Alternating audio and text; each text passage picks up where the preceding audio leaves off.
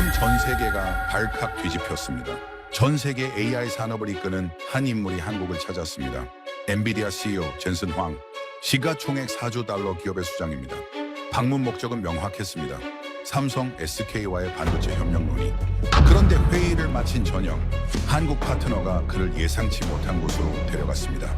데려간 곳은 바로 한국 찜질방이었습니다. 처음 문을 연 순간 그가 본 광경은 모두가 같은 옷을 입고 바닥에 앉아 쉬고 있었습니다. 사장도 직원도 구분되지 않는 공간. 누가 부자이고 누가 가난한지 알 수 없는 곳. 모두가 평등한 공간. 완전히 쉴 수 있는 시간. 회복을 당연하게 여기는 문화. 그리고 그는 깨달았습니다. 이제 알겠어. 그리고 나올 때 니라는데 심어서 대선 그의 표정이 완전히 달라져 있었습니다. 엔비디아 CEO 젠슨 황기, 한국 방문 중 가장 많은 시간을 보낸 찜질방에서 무슨 일이 있었던 걸까요? 그리고 그 후 어떠한 일이 일어났는지 지금 시작하겠습니다. 시작에 앞서 좋아요, 구독 눌러주시면 영상 제작에 큰 힘이 됩니다. 안녕하세요. 저는 젠슨 황입니다. 타이완에서 태어나 미국으로 건너간 뒤 30년 넘게 실리콘밸리에서 살아왔어요. 성과를 내거나 아니면 사라지거나. 감정은 개인이 알아서 처리하는 영역이었고 회복은 주말이면 충분했습니다. 회사는 결과를 만드는 곳이지 사람을 보듬는 곳이 아니라고 믿었죠. 한국은 내게 늘 이상한 나라였어요. 세계 최고 수준의 반도체를 만들면서도 여전히 유교니 위계질서니 하는 낡은 이야기를 끌고 다니는 것처럼 보였습니다. 기술은 서구적이고 합리적인데 조직 문화는 여전히 동양적이고 감성적이라는 평가를 들었죠. 그래서 이번 방문도 사실 큰 기대는 없었어요. 몇몇 기업과 미팅하고 협력 방향 논의하고 그렇게 이틀 정도 일정 소화하면 끝날 거라고 생각했습니다. 그런데 일정 중간에 예상치 못한 제안을 받았어요. 한국 파트너사의 임원이 저녁 식사 후 어디 가자고 했습니다. 찜질방이라는 곳이었어요. 처음 듣는 단어였죠. 한국 사람들이 회복하는 공간이라고 했습니다. 회복이라는 단어가 이상하게 느껴졌어요. 회복은 집에서 하는 거 아닌가요? 왜 굳이 다른 곳에 가야 하는지 이해가 안 됐습니다. 거절할 이유는 없었어요. 한국 문화를 이해하는 것도 비즈니스의 일부니까요. 그렇게 해서 서울 도심 한복판에 있는 찜질방이라는 곳에 들어가게 됐습니다. 입구에서부터 이상했어요. 신발을 벗고 작은 사물함에 옷을 맡기라고 하더군요. 그리고 건네받은 건 회색면 반팔 티셔츠와 반바지였습니다. 모두가 똑같은 옷을 입어야 한다는 거였어요. 멈칫했죠. 실리콘밸리에서는 복장이 자유로웠지만 그건 개인의 선택을 존중한다는 의미였어요. 그런데 여기선 모든 사람이 같은 옷을 입는다고요? 이건 또 다른 종류의 통제 아닌가 싶었습니다. 옷을 갈아입고 안으로 들어갔을 때 말을 잃었어요. 넓은 공간 곳곳에 사람들이 바닥에 앉아 있었습니다. 그냥 앉아 있는 게 아니라 아무렇게나 드러누워 있는 사람도 있었죠. 누군가는 벽에 기대 졸고 있었고 누군가는 아무 말 없이 천장을 바라보고 있었어요. 이 광경을 이해할 수 없었습니다. 왜 사람들이 공공장소에서 이렇게 무방비한 모습을 보이는 걸까요? 주변을 둘러봤어요. 안내판도 없었고 직원도 보이지 않았습니다. 누가 뭘 하라고 지시하는 목소리도 들리지 않았어요. 사람들은 그냥 각자 알아서 움직였습니다. 누군가는 한쪽 방으로 들어갔다 나왔고 누군가는 자리에 앉아 식혜를 마시고 있었죠. 설명이 없었어요. 규칙도 보이지 않았습니다. 그런데 모두가 자기 할 일을 알고 있는 것처럼 행동했어요. 임원이 저를 이끌고 들어간 곳은 목욕탕이었습니다. 처음엔 거부감이 들었어요. 옷을 벗고 다른 사람들과 같은 공간에 있어야 한다니. 미국에서는 상상도 못할 일이었죠. 하지만 주변 사람들은 전혀 신경 쓰지 않는 것처럼 보였어요. 그냥 묵묵히 탕에 들어가고 샤워를 하고 때를 밀고 그렇게 자기 일을 할 뿐이었습니다. 조심스럽게 탕 안으로 들어갔어요. 뜨거운 물이 몸을 감쌌죠. 그 순간 이상한 기분이 들었습니다. 여기 앉아있는 사람들 중 누가 사장이고 누가 직원인지 전혀 알 수 없었거든요. 누가 부자이고 누가 그렇지 않은지도 모르겠더군요. 모두가 그냥 똑같은 사람처럼 보였어요. 사회적 지위도, 재산도, 직함도 아무것도 드러나지 않았습니다. 옆에 앉은 중년 남성이 저를 힐끗 보더니 아무 말도 하지 않았어요. 인사도 없었고 질문도 없었죠. 그냥 각자의 시간을 보낼 뿐이었습니다. 미국 사우나에선 사람들이 말을 걸곤 했거든요. 뭐 하는 사람이에요? 어디 사세요? 그런 식으로요. 하지만 여기선 아무도 그런 질문을 하지 않았습니다. 탕에서 나와 다시 찜질방 안으로 들어갔을 때 한 장면을 목격했어요. 양복을 입었을 법한 중년 남성이 바닥에 누워 자고 있었고 옆에는 20대로 보이는 젊은 청년이 똑같은 자세로 누워 있었습니다. 둘 사이에 위계나 거리감 같은 건 전혀 느껴지지 않았어요. 그냥 같은 공간에서 쉬고 있을 뿐이었죠. 머릿속이 복잡해졌어요. 여기 오는 사람들은 다들 뭐 하는 분들일까? 직장인도 있고, 사업하는 분도 있고, 학생도 있을 거예요. 근데 여기선 그런 거 중요하지 않았습니다. 그냥 쉬러 온 거니까요. 임원의 말이 떠올랐어요. 그 말이 이상하게 머릿속에 남았습니다. 쉬러 왔다는 게 무슨 뜻일까요? 집에서 쉬면 되는 거 아닌가요? 왜 굳이 이런 공간에 와서 다른 사람들과 함께 있어야 하는 걸까요? 다시 한 가지가 눈에 들어왔습니다. 사람들이 서로를 의식하지 않는다는 점이었어요. 누가 어떤 자세로 누워있든, 누가 코를 골며 자고 있든 아무도 신경 쓰지 않았습니다. 그렇다고 무례한 건 아니었어요. 그냥 서로의 존재를 인정하되 간섭하지 않는 거였죠. 실리콘밸리에서 경험했던 개인주의와는 달랐습니다. 거기선 각자 자기 공간을 지키려고 애썼거든요. 하지만 여기선 공간을 공유하면서도 서로를 방해하지 않았어요. 시간이 좀 지났을까요? 어느새 바닥에 앉아 있었습니다. 처음엔 어색했지만 시간이 지나면서 이상하게 편안해지더군요. 아무도 저를 평가하지 않았고 아무도 제게 무언가를 요구하지 않았어요. 그냥 있는 그대로 있어도 괜찮은 공간이었습니다. 문득 떠올랐어요.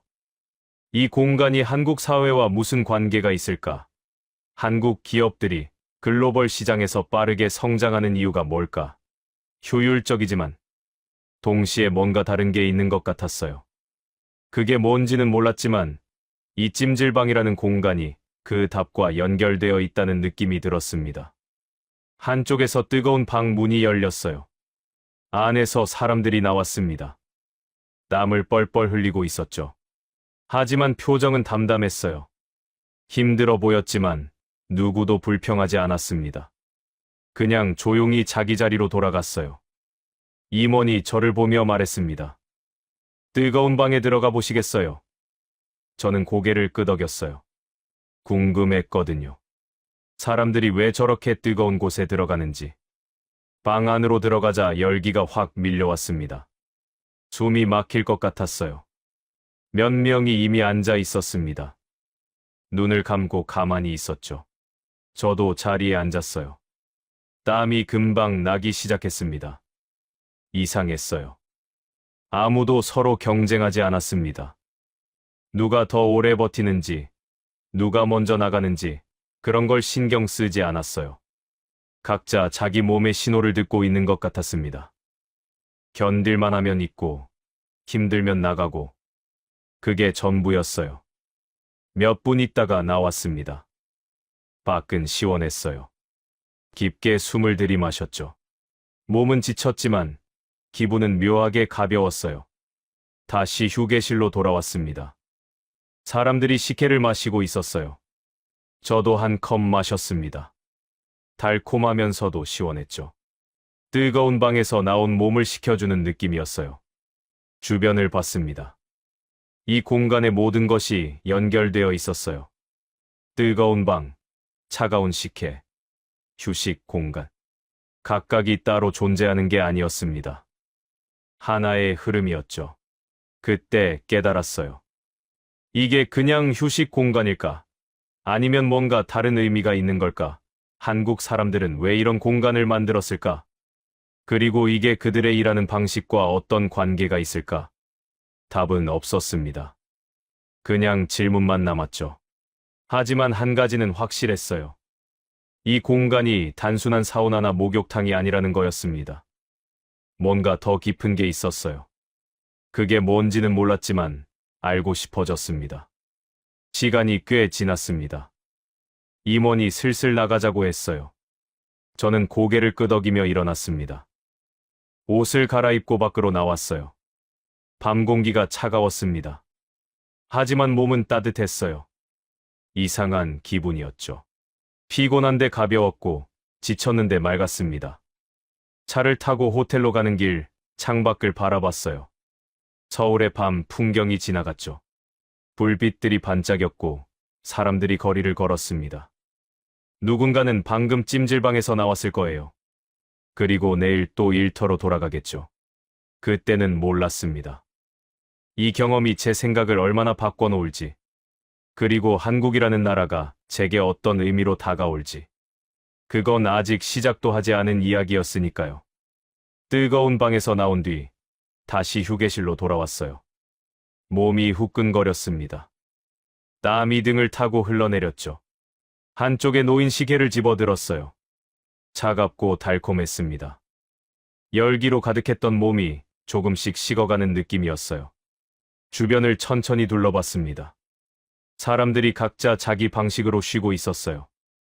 누군가는 벽에 기대 눈을 감고 있었고, 누군가는 바닥에 누워 천장을 바라보고 있었습니다. 아무도 급하지 않았어요. 시간에 쫓기는 것 같지도 않았죠. 임원이 한쪽을 가리켰어요. 수면실이라고 했습니다. 조용히 쉴 수 있는 곳이라고 했죠. 문을 열고 들어가니 어두웠어요. 희미한 조명만 켜져 있었습니다. 사람들이 바닥에 누워 자고 있었어요. 빈자리를 찾아 조용히 누웠습니다. 베개를 베고 천장을 바라봤어요. 아무 소리도 들리지 않았습니다. 그냥 고요했죠. 누군가 코를 골았지만 아무도 신경 쓰지 않았어요. 잠이 올 것 같지 않았습니다. 하지만 눈을 감았어요. 그냥 가만히 있고 싶었거든요. 아무것도 생각하지 않고 아무것도 하지 않고 그냥 멈춰 있고 싶었습니다. 시간이 얼마나 지났을까요? 정확히 몰랐어요. 10분일 수도 있고 20분일 수도 있었습니다. 중요하지 않았죠. 여기선 시간이 의미가 없었어요. 눈을 뜨고 일어났습니다. 수면실을 나와 다시 휴게실로 갔어요. 사람들이 여전히 각자 자기 일을 하고 있었습니다. 아까와 똑같은 풍경이었죠. 하지만 이상하게 달라 보였어요. 한쪽에서 뜨거운 방 문이 다시 열렸습니다. 사람들이 나왔어요. 땀을 흘리고 있었지만 표정은 편안했습니다. 누군가 바로 식혜를 마셨고 누군가는 그냥 바닥에 앉았어요. 각자 자기 속도로 회복하고 있었습니다. 저도 다시 뜨거운 방으로 들어가고 싶었어요. 이유는 몰랐습니다. 그냥 다시 그 열기를 느끼고 싶었죠. 임원에게 말했어요. 한 번 더 들어가 보겠다고요. 임원은 고개를 끄덕였습니다. 문을 열고 들어갔어요. 이번에도 몇 명이 앉아 있었습니다. 아까와는 다른 사람들이었죠. 하지만 분위기는 똑같았어요. 조용하고 고요했습니다. 자리에 앉았어요. 열기가 다시 몸을 감쌌습니다. 이번엔 조금 더 견딜 수 있을 것 같았어요. 숨을 천천히 들이마셨습니다. 뜨거웠지만 참을만 했죠. 옆에 앉은 사람을 봤습니다. 중년 남성이었어요. 눈을 감고 가만히 앉아 있었습니다. 힘들어 보이지 않았어요. 그냥 익숙한 것처럼 보였죠. 오랫동안 이렇게 해온 사람처럼요. 저도 눈을 감았습니다. 열기에 집중했어요. 처음엔 힘들었습니다. 숨쉬기가 가빠졌죠. 하지만 조금씩 익숙해졌어요. 몸이 적응하기 시작했습니다. 문득 깨달았어요. 여기 있는 사람들은 누구와도 경쟁하지 않는다는 거요. 누가 더 오래 있는지, 누가 먼저 나가는지, 그런 건 중요하지 않았습니다. 각자 자기 몸의 신호를 듣고 있었어요. 견딜만 하면 있고, 힘들면 나가고, 그게 전부였죠. 실리콘밸리였다면 달랐을 거예요. 누군가는 분명 오래 버티려고 애썼을 거고, 누군가는 그걸 보고 자기도 더 버텨야 한다고 생각했겠죠. 하지만 여기선 그런 게 없었습니다. 비교도 없었고, 경쟁도 없었어요. 그런데 이상했습니다. 경쟁이 없는데도 모두가 열심히 하고 있었어요. 각자 자기 한계를 시험하고 있었습니다. 남을 의식해서가 아니라 자기 자신을 위해서요. 몇 분이 더 지났을까요? 한 사람이 일어나 나갔습니다. 아무도 쳐다보지 않았어요. 그냥 당연한 일처럼 받아들였죠. 조금 뒤 다른 사람이 들어왔습니다. 역시 아무도 신경 쓰지 않았어요. 이 공간에는 규칙이 없는 것 같았어요. 하지만 질서는 있었습니다. 명시되지 않은 질서. 누가 가르쳐주지 않아도 모두가 아는 질서. 서로를 방해하지 않고 서로를 존중하는 질서. 저도 슬슬 나가고 싶어졌어요. 몸이 신호를 보냈습니다. 조용히 일어나 문을 열고 나왔죠. 밖은 시원했어요. 깊게 숨을 들이마셨습니다. 다시 휴게실로 돌아와 앉았어요. 식혜를 또 한 컵 마셨습니다. 몸이 식어가는 게 느껴졌죠. 편안했어요. 주변을 봤습니다. 사람들이 계속 움직이고 있었어요. 뜨거운 방에 들어가는 사람, 나오는 사람, 쉬는 사람, 자는 사람. 끊임없이 순환되고 있었습니다. 하지만 혼란스럽지 않았어요. 오히려 자연스러웠죠. 문득 떠올랐어요. 한국 기업들의 모습이요. 삼성, SK, LG. 반도체 공장에서 일하는 엔지니어들, 연구소에서 밤을 새는 연구원들. 치열하게 일하는 것처럼 보이지만 어딘가 이 공간과 닮아 있는 것 같았어요. 경쟁하지 않으면서도 최선을 다하는 모습. 서로를 짓밟지 않으면서도 각자 자기 한계를 시험하는 태도. 급하지 않으면서도 멈추지 않는 리듬. 임원을 봤습니다. 임원도 편안하게 앉아 쉬고 있었어요. 제게 말했습니다. 괜찮으시냐고요? 저는 고개를 끄덕였어요. 네, 괜찮다고요. 임원이 말했습니다. 한국 사람들은 이런 곳에서 회복한다고요. 일주일에 한 번, 혹은 한 달에 한 번. 각자 필요할 때 온다고요. 그리고 여기서 완전히 쉰다고 했습니다. 완전히 쉰다는 말이 인상적이었어요. 실리콘밸리에서는 완전히 쉬는 게 불가능했거든요. 주말에도 이메일을 확인했고, 휴가 중에도 전화를 받았죠. 완전히 멈추는 건 약함의 증거였어요. 하지만 여기선 달랐습니다. 완전히 멈추는 게 당연했어요. 아무도 그걸 이상하게 생각하지 않았습니다. 오히려 필요한 과정으로 받아들이고 있었죠. 한쪽에서 미역국을 파는 곳이 보였어요. 사람들이 줄을 서 있었습니다. 저도 가봤어요. 따뜻한 국물이었습니다. 구수하면서도 부드러웠어요. 자리에 앉아 천천히 먹었습니다. 뜨거운 방에서 소모된 몸이 조금씩 회복되는 느낌이었어요. 단순한 음식이었지만 위로가 됐습니다. 주변 테이블을 봤어요. 사람들이 조용히 먹고 있었습니다. 급하지 않았어요. 천천히 자기 속도로 먹고 있었죠. 시간에 쫓기는 사람이 없었습니다. 미역국을 다 먹고 일어났어요. 다시 휴게실로 돌아왔습니다. 이제 이 공간이 낯설지 않았어요. 오히려 편안했죠. 바닥에 앉아 사람들을 관찰했습니다. 모두가 자기 리듬을 갖고 있었어요. 빠른 사람도 있었고, 느린 사람도 있었습니다. 하지만 아무도 남의 리듬을 방해하지 않았어요. 뜨거운 방에 자주 드나드는 사람이 있었습니다. 젊은 사람이었어요. 3번이나 들어갔다 나왔죠. 하지만 아무도 그 사람을 특별하게 보지 않았어요. 그냥 각자 자기 방식대로 하는 거니까요. 반대로 수면실에만 오래 있는 사람도 있었습니다. 중년 여성이었어요. 1시간 넘게 자고 있었죠. 하지만 아무도 그 사람을 게으르다고 생각하지 않았습니다.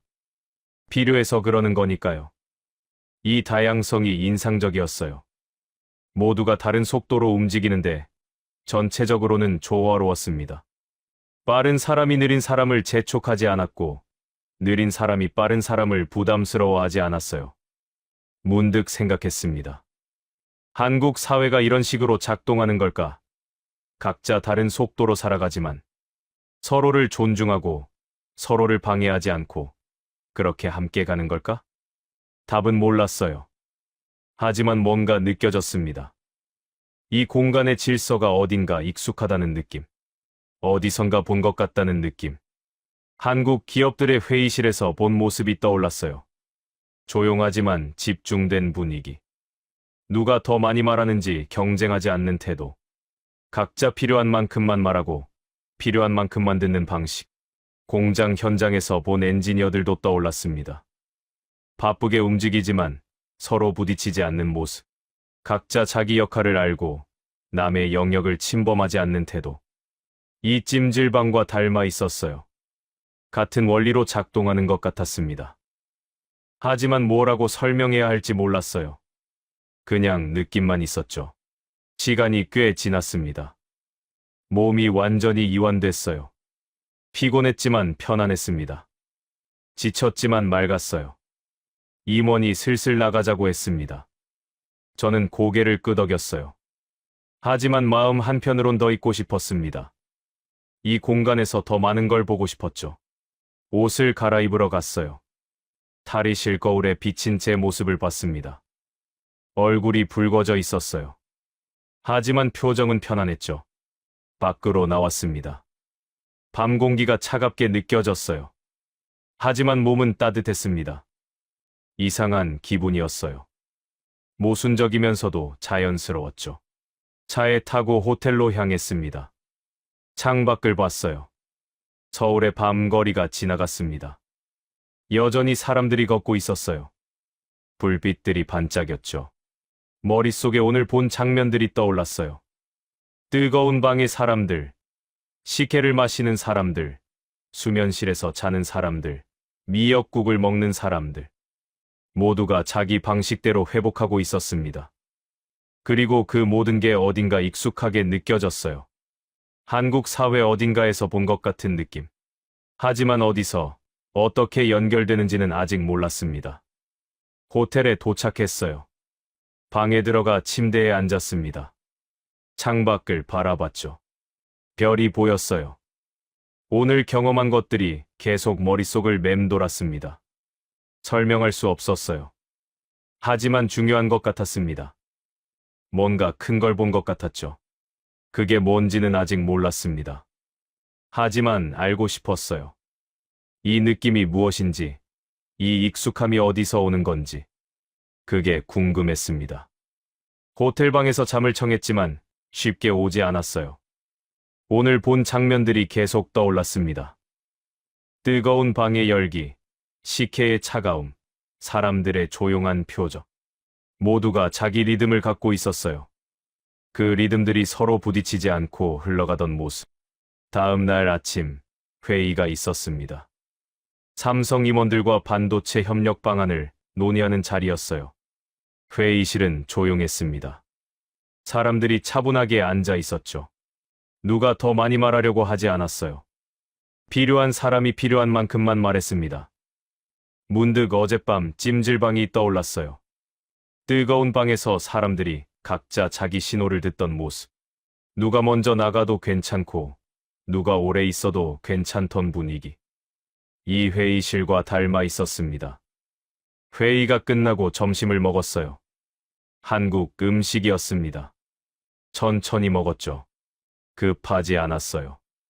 함께 온 임원들도 마찬가지였습니다. 시간을 갖고 제대로 먹고 있었어요. 실리콘밸리에서는 점심을 빨리 먹고 다시 일해야 한다고 생각했거든요. 시간은 돈이니까요. 하지만 여기선 달랐습니다. 식사 시간은 식사 시간이었어요. 그 자체로 의미가 있었죠. 오후에는 공장 투어가 있었습니다. 반도체 생산 라인을 둘러봤어요. 엔지니어들이 일하고 있었습니다. 집중된 모습이었죠. 하지만 긴박해 보이지 않았어요. 오히려 차분했습니다. 한 엔지니어가 작업을 멈추고 휴게실로 갔어요. 10분쯤 쉬다가 돌아왔습니다. 아무도 그 사람을 이상하게 보지 않았어요. 당연한 것처럼 받아들였죠. 그때 깨달았습니다. 찜질방에서 본 것과 똑같다는 거요. 필요할 때 쉬고 회복되면 다시 시작하는 것. 그게 자연스러운 흐름이었어요. 저녁 무렵 호텔로 돌아왔습니다. 방에 들어가 창밖을 봤어요. 서울 거리가 보였습니다. 사람들이 오가고 있었죠. 퇴근하는 사람들, 저녁을 먹으러 가는 사람들, 각자 자기 일상으로 돌아가는 사람들. 문득 궁금해졌어요. 저 사람들 중 얼마나 많은 사람이 오늘 찜질방에 갈까? 일주일에 한 번씩, 혹은 한 달에 한 번씩, 그곳에서 완전히 쉬는 시간을 갖는 걸까? 노트북을 열었습니다. 한국 기업들에 대한 자료를 찾아봤어요. 삼성, SK, LG. 이들의 성공 요인을 분석한 보고서들이 많았습니다. 기술력, 투자 규모, 글로벌 전략. 모두 맞는 말이었어요. 하지만 뭔가 빠져 있었습니다. 사람들이 어떻게 오래 버티는지에 대한 이야기가 없었어요. 번아웃률이 낮은 이유, 직원들이 10년 넘게 한 회사에 머무는 이유, 지속적으로 혁신을 만들어내는 그런 것들에 대한 설명이 부족했죠. 자료를 덮었습니다. 답은 거기 없었어요. 답은 찜질방에 있었습니다.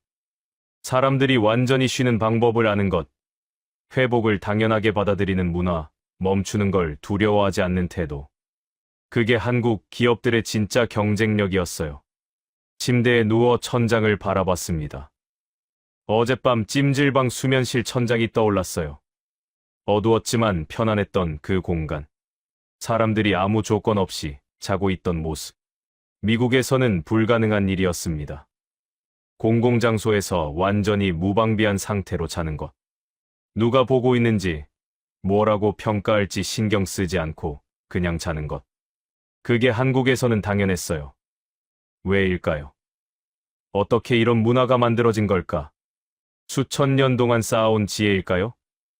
아니면 최근에 설계된 시스템일까요? 답은 몰랐습니다. 하지만 한 가지는 확실했어요. 이건 우연이 아니라는 거였습니다. 누군가 의도한 것, 설계한 것, 만들어낸 것. 사람을 오래 버티게 하기 위한 구조였어요. 뜨거운 방은 한계를 시험하게 했습니다. 식혜는 몸을 식혔어요. 미역국은 속을 달랬죠. 수면실은 완전히 멈추게 했습니다. 각 단계가 자연스럽게 연결되어 있었어요. 이건 단순한 휴식 공간이 아니었습니다. 회복의 시스템이었어요. 사람들이 지치지 않고 오래 갈 수 있도록 만든 구조였죠. 그리고 이 구조가 한국 사회 전체에 스며들어 있는 것 같았습니다. 회의실에서, 공장에서, 일상에서. 사람들이 서로의 리듬을 존중하고 회복을 당연하게 받아들이고 멈추는 걸 허락하는 방식으로요. 존경스러웠어요. 이 작은 찜질방 하나에 그런 철학이 담겨 있다는 게요. 그리고 그 철학이 한국을 여기까지 이끌어왔다는 게요. 실리콘밸리는 속도를 강조했습니다. 빠르게 달리고, 빠르게 성장하고, 빠르게 성과를 내는 것. 그게 전부였어요. 하지만 결과는 어땠나요? 사람들이 쓰러졌습니다. 번아웃에 시달렸고, 회사를 떠났고, 다시 시작해야 했죠. 한국은 달랐어요. 천천히 갔지만 멈추지 않았습니다. 쉬었지만 포기하지 않았어요. 회복했지만 약해지지 않았죠. 오히려 더 강해졌습니다. 그게 지속 가능성이었어요. 오래 가는 방법. 사람을 지키면서 성과를 내는 방식. 속도보다 방향, 성과보다 과정, 결과보다 사람. 눈을 감았습니다. 피곤했지만 머릿속은 맑았어요. 오늘 본 것들이 정리되기 시작했습니다. 회의실의 차분함, 공장의 여유, 거리의 사람들. 모두가 연결되어 있었어요. 그 중심에 찜질방이 있었습니다. 한국 문화의 축소판 같은 곳. 사람들이 회복하는 방법을 배우는 곳. 멈추는 것이 끝이 아니라 다시 시작하기 위한 준비라는 걸 경험하는 곳. 이게 한국의 힘이구나. 기술이 아니라 사람. 속도가 아니라 지속. 성과가 아니라 회복. 그 우선순위가 다른 거구나. 잠이 들기 시작했어요. 편안했습니다. 오랜만에 제대로 쉬는 느낌이었죠. 꿈을 꿨습니다. 찜질방에 있는 꿈이었어요. 사람들이 조용히 쉬고 있었습니다. 저도 그 사이에 앉아 있었죠. 아무도 저를 평가하지 않았고 아무도 제게 무언가를 요구하지 않았어요. 그냥 있는 그대로 있어도 괜찮았습니다. 꿈에서 깬 건 아침이었어요. 상쾌했습니다. 몸이 가벼웠죠. 어제보다 훨씬 나았어요. 창밖을 봤습니다. 서울의 아침이었어요. 해가 떠오르고 있었습니다. 새로운 하루가 시작되고 있었죠. 저도 새로운 하루를 시작해야 했습니다. 오늘도 회의가 있고 일정이 있었어요. 하지만 마음가짐이 달랐습니다. 급하지 않았어요. 천천히 가도 괜찮다는 걸 알게 됐으니까요. 샤워를 하고 옷을 입었습니다. 거울을 봤어요. 제 얼굴이 편안해 보였습니다. 언제 이렇게 편안했었나 싶었죠. 아침 식사를 하러 내려갔습니다. 호텔 식당에서 천천히 먹었어요. 급하지 않았습니다. 시간을 갖고 제대로 먹었죠. 로비에서 임원을 만났습니다. 오늘 일정에 대해 이야기했어요. 차분하게 진행하기로 했습니다. 모든 걸 하루에 끝낼 필요는 없었으니까요. 차를 타고 이동했습니다. 창밖을 봤어요. 서울 거리가 지나갔습니다. 사람들이 출근하고 있었어요. 바쁘게 움직이지만 급해 보이지 않았습니다. 문득 생각했습니다. 저 사람들은 오늘 일을 마치고 어디로 갈까? 집으로 갈까요? 아니면 찜질방 같은 곳에 가서 쉴까요? 내일을 위해 오늘을 돌볼까요? 아마 그럴 거예요. 한국 사람들은 그렇게 사는 것 같았으니까요. 오늘 지친 것을 오늘 회복하고 내일을 위해 오늘 준비하는 것. 그게 이들의 방식이었어요. 존경스러웠습니다. 이 문화가, 이 시스템이, 이 지혜가요. 우연히 만들어진 게 아니었어요. 오랜 시간 다듬어진 것, 의도된 것, 사람을 중심에 둔 설계였습니다. 그리고 그게 한국을 여기까지 이끌어온 힘이었어요. 기술도 중요하고, 자본도 중요하고, 전략도 중요했죠. 하지만 가장 중요한 건 사람이었습니다. 사람을 오래 버티게 만드는 구조. 그게 진짜 경쟁력이었어요. 회의 장소에 도착했습니다. 건물 안으로 들어갔어요. 오늘도 긴 하루가 될 거예요. 하지만 괜찮았습니다. 쉴 수 있다는 걸 알았으니까요. 회복할 수 있다는 걸 배웠으니까요. 그게 한국에서 배운 거였습니다. 멈추는 것이 끝이 아니라는 것. 쉬는 것이 약함이 아니라는 것. 회복이 다음 단계를 위한 준비라는 것. 이 깨달음이 제 안에 자리 잡기 시작했습니다. 찜질방을 떠나기 전 다시 한번 수면실로 들어갔어요. 마지막으로 이 공간을 느끼고 싶었습니다. 문을 열고 들어가니 여전히 사람들이 누워 있었어요. 조용히 잠들어 있었죠. 빈자리에 누웠습니다. 천장을 바라봤어요. 희미한 조명이 부드럽게 비추고 있었습니다. 아무 소리도 들리지 않았어요. 그냥 고요했죠. 눈을 감았습니다. 몸이 이완되는 게 느껴졌어요. 긴장이 풀렸습니다. 어깨가 내려갔고 숨이 깊어졌죠. 완전히 멈춰 있었어요. 이상한 기분이었습니다. 멈춰 있는데 불안하지 않았어요. 아무것도 하지 않는데 죄책감이 들지 않았죠. 그냥 편안했습니다. 이대로 있어도 괜찮다는 확신이 들었어요. 한국 사람들은 이걸 알고 있구나. 완전히 멈추는 게 끝이 아니라는 거요. 오히려 시작이라는 거요. 회복해야 다시 나아갈 수 있다는 거요. 몇 분이 지났을까요? 시간은 중요하지 않았습니다. 그냥 충분히 쉬었어요. 몸이 신호를 보냈습니다. 이제 일어나도 된다고요. 천천히 일어났습니다.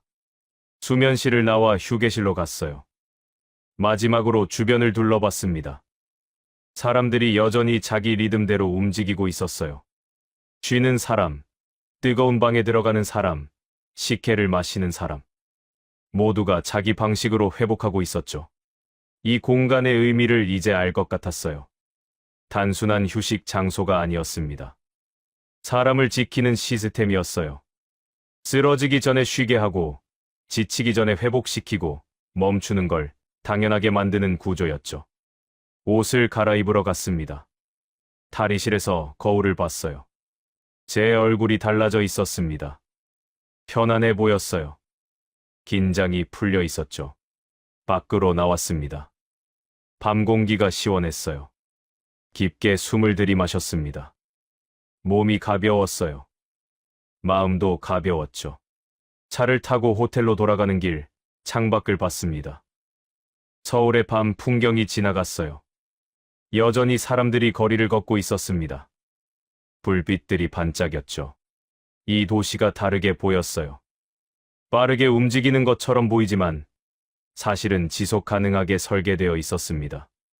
사람들이 쓰러지지 않도록, 오래 갈 수 있도록 그렇게 만들어진 도시였어요. 며칠 뒤 미국으로 돌아왔습니다. 공항에서 차를 타고 집으로 가는 길, 이상한 기분이 들었어요. 익숙한 풍경인데 낯설었습니다. 빠르게 움직이는 차들, 급하게 걷는 사람들, 쉴 틈 없이 돌아가는 도시. 집에 도착해 짐을 풀었습니다. 침대에 앉아 생각했어요. 한국에서 본 것들이 떠올랐죠. 찜질방, 사람들, 그 조용한 회복의 시간들. 다음 날 출근했습니다. 엔비디아 본사는 여전히 바빴어요. 사람들이 빠르게 걸었고 회의는 끊임없이 이어졌죠. 모니터 앞에 앉아있는 엔지니어들의 표정은 긴장되어 있었습니다. 점심시간에 구내 식당에 갔어요. 사람들이 빠르게 먹고 자리를 떴습니다. 15분이면 충분했죠. 다들 빨리 돌아가서 일해야 했으니까요. 한국의 점심시간이 떠올랐어요. 천천히 먹던 사람들, 시간을 갖고 제대로 쉬던 모습. 여기와는 달랐습니다. 오후 회의에 참석했어요. 새로운 프로젝트 일정을 논의했습니다. 마감이 촉박했죠. 팀원들은 주말 근무를 각오해야 했어요. 누군가 힘들다는 말을 꺼냈지만 금방 묻혔습니다. 일정이 중요했으니까요. 회의를 마치고 나왔습니다. 복도를 걸으면서 생각했어요. 우리는 사람을 어떻게 대하고 있을까? 성과를 위해 얼마나 많은 걸 요구하고 있을까? 사무실로 돌아와 창밖을 봤습니다. 실리콘밸리의 풍경이 펼쳐져 있었어요. 수많은 회사들, 수많은 사람들, 모두가 빠르게 달리고 있었죠. 한국의 찜질방이 떠올랐습니다. 그 조용한 공간, 완전히 멈춰도 괜찮다고 말해주는 분위기, 회복을 당연하게 받아들이는 문화. 우리에게도 그런 게 필요하지 않을까? 직원들이 완전히 멈출 수 있는 공간, 죄책감 없이 쉴 수 있는 시간, 회복을 허락하는 구조. 노트에 적기 시작했어요. 회복 공간에 대한 아이디어. 어떻게 구현할 수 있을까? 무엇이 필요할까? 한국에서 본 것들을 어떻게 적용할 수 있을까? 구체적인 계획은 아니었습니다. 그냥 생각이었어요. 가능성을 탐색하는 단계였죠. 하지만 중요했습니다. 이 생각이 언젠가 현실이 될 수도 있으니까요. 퇴근 시간이 되었어요. 하지만 많은 사람들이 남아 있었습니다. 야근이 일상이었죠. 저도 보통은 늦게까지 일했어요. 하지만 오늘은 달랐습니다. 가방을 들고 일어났어요. 집으로 가고 싶었습니다. 제대로 쉬고 싶었죠. 차를 타고 집으로 가는 길 생각했습니다. 저는 한국의 기술을 배우러 갔어요. 반도체, 인공지능, 협력 방안. 그게 목적이었죠. 하지만 배운 건 기술이 아니었습니다. 사람을 바라보는 방식이었어요. 성과를 내는 법이 아니라 사람을 지키는 법이었죠. 빠르게 달리는 방법이 아니라 오래 버티는 구조였습니다. 찜질방은 그냥 휴식 공간이 아니었어요. 한국 사회가 사람을 대하는 태도가 담긴 곳이었죠. 오랜 시간 쌓아온 지혜가 살아있는 공간이었습니다. 집에 도착해 소파에 앉았습니다. 조용했어요. 편안했죠. 눈을 감고 생각했습니다. 진짜 선진국은 뭘까? 기술이 앞선 나라일까? 경제가 강한 나라일까? 아니면 사람을 먼저 생각하는 나라일까? 한국은 후자였어요. 기술도 강하고 경제도 강했지만 그보다 먼저 사람을 생각했습니다. 사람이 쓰러지지 않도록 오래 갈 수 있도록 그렇게 설계된 사회였어요. 그게 한국의 진짜 힘이었습니다. 반도체도, 인공지능도, 글로벌 기업도 중요했죠. 하지만 그 모든 걸 가능하게 만든 건 사람이었어요. 사람을 지키는 시스템, 회복을 허락하는 문화, 멈추는 걸 두려워하지 않는 태도. 눈을 떴습니다. 창밖을 봤어요. 별이 보였습니다. 맑은 밤이었죠. 한국에서 본 것들이 떠올랐어요. 같은 옷을 입은 사람들, 바닥에 누워 쉬던 사람들, 뜨거운 방을 견디던 사람들, 식혜를 마시던 사람들, 미역국을 먹던 사람들, 수면실에서 자던 사람들. 모두가 회복하고 있었어요. 내일을 위해 오늘을 돌보고 있었죠. 쓰러지지 않기 위해 멈출 줄 알았습니다. 저는 그걸 배웠어요. 그리고 깨달았죠. 제가 한국에서 배운 건 그들의 기술이 아니라 제 자신이었다는 거요. 저는 사람을 어떻게 대해왔을까? 성과만 보고 과정은 무시하지 않았을까? 속도만 강조하고 지속은 생각하지 않았을까? 답은 명확했습니다. 그렇게 해왔어요. 30년 넘게 그렇게 살았죠. 빠르게 달리고 성과를 내고 쉬지 않고 일하는 것. 그게 성공이라고 믿었습니다. 하지만 한국은 달랐어요. 성공의 기준이 달랐죠. 빠른 게 아니라 오래 가는 것, 많이 내는 게 아니라 지속하는 것, 개인이 빛나는 게 아니라 함께 가는 것. 소파에서 일어나 침실로 갔습니다. 침대에 누워 눈을 감았어요. 편안했습니다. 오늘은 제대로 쉬고 싶었거든요. 내일 또 출근하겠죠. 회의하고 결정하고 프로젝트 진행할 거예요. 하지만 이제는 달라질 거예요. 사람이 먼저라는 걸 알았으니까요. 회복이 필요하다는 걸 배웠으니까요. 오래 가려면 멈출 줄 알아야 한다는 걸 깨달았으니까요. 한국에서 배운 거였습니다. 찜질방에서 본 거였어요. 사람들이 조용히 가르쳐 준 거였죠. 잠이 들었습니다. 깊고 편안한 잠이었어요. 오랜만이었죠. 꿈속에서 다시 그 공간에 있었습니다. 찜질방. 사람들. 조용한 회복의 시간들. 그리고 알았어요. 제가 언젠가 돌아갈 거라는 거요. 왜냐하면 거기에 답이 있었으니까요. 사람이 사람답게 사는 법. 오래 버티는 법. 함께 가는 법. 기술보다 중요한 것. 돈보다 앞서는 것. 성과보다 귀한 것. 그게 사람이었습니다. 한국은 그걸 알고 있었어요. 그리고 저는 한국에서 그걸 배웠습니다. 기술을 보러 갔다가 사람을 봤고, 협력을 논의하러 갔다가 지혜를 얻었고, 성과를 찾으러 갔다가 기준을 바꿨습니다. 제 자신을 돌아보게 된 거였어요. 30년 넘게 달려온 방향을, 믿어온 가치를, 추구해온 성공을 다시 생각하게 된 거였죠. 그게 한국이 준 선물이었습니다. 반도체 기술도 아니고, 협력 계약도 아니고, 비즈니스 성과도 아니었어요. 사람을 바라보는 새로운 눈이었습니다. 아침에 눈을 떴어요. 상쾌했습니다. 몸이 가벼웠죠. 창밖을 봤어요. 해가 떠오르고 있었습니다. 새로운 하루였어요. 하지만 어제와는 다른 하루였습니다. 제가 달라졌으니까요. 한국이 저를 바꿔놨으니까요. 아니, 정확히 말하면 찜질방이 저를 바꿔놨습니다. 그 작고 평범한 공간이, 그 조용한 사람들이, 그 단순한 회복의 시간들이 저를 돌아보게 만들었어요. 그리고 이제 알아요. 진짜 힘이 어디서 오는지를요. 기술이 아니라 사람에게서요. 속도가 아니라 지속에서요. 성과가 아니라 과정에서요. 한국이 가르쳐준 거였습니다. 말로가 아니라 보여줌으로써요. 설명이 아니라 경험으로써요. 이론이 아니라 실천으로써요. 그게 한국이었습니다.